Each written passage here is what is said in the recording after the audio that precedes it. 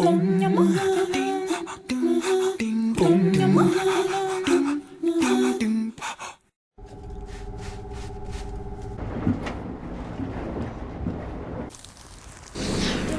si c'est bien cela parce que... En Avignon, Michèle Kamal-Vernet est propriétaire d'un pressing, une profession qu'elle a pourtant choisie au départ par défaut. Quand j'ai passé mon certificat d'études, je devais passer en section couture. J'avais passé un examen, je n'avais pas réussi.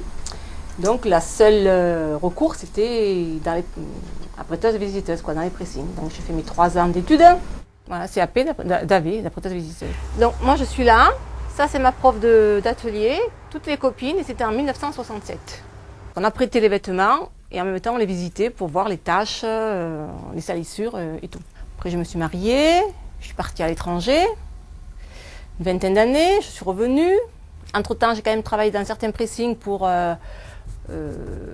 comme je ne sais jamais sans rien faire, je n'aime pas rester sans rien faire, donc je travaillais dans certains discounts.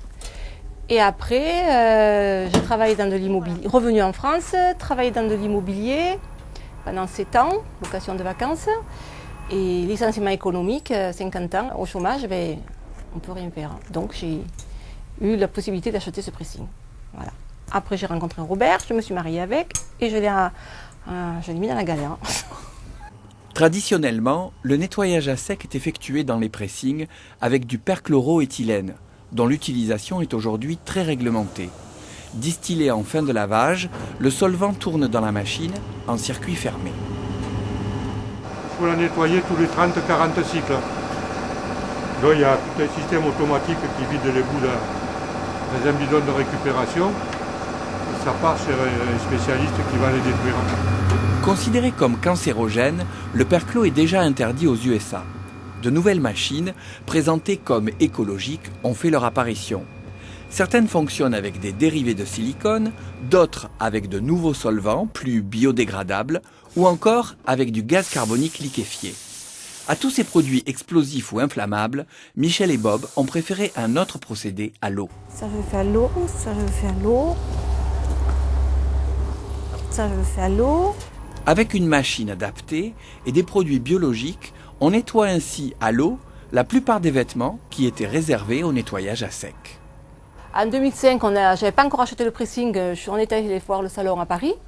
Et c'est là qu'on a vu toutes les nouveautés, entre autres le nouveau procédé de nettoyage à l'eau, qui m'a vite emballée, j'étais super intéressée.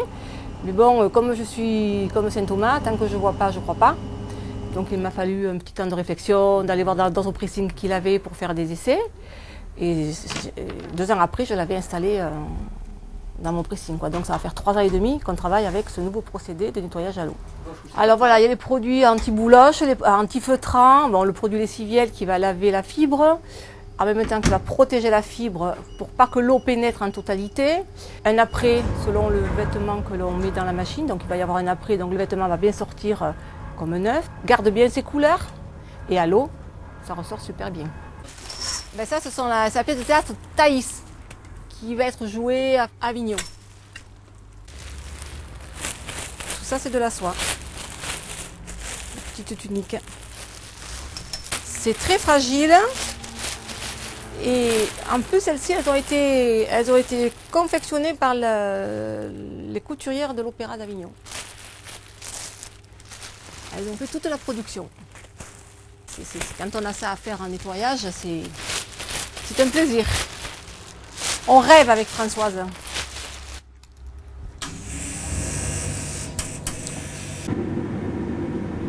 Je suis partie quand même 20 ans à l'étranger, donc j'ai fait autre chose.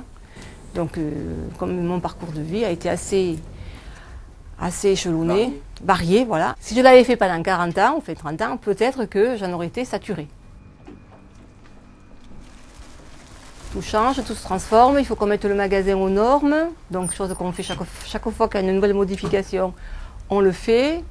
Que si un jour je veux vendre, avec moi mon magasin soit aux normes, sinon ce ne sera pas vendable. Je crois qu'on est un peu les magiciens des vêtements.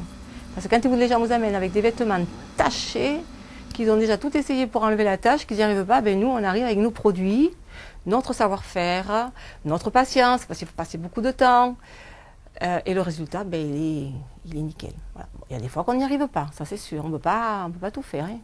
Mais je trouve que des fois, on fait du beau boulot. Si le parcours de Michel et les nouveaux types de pressing vous intéressent, rendez-vous sur le site de France 3 pour les détails et les coordonnées.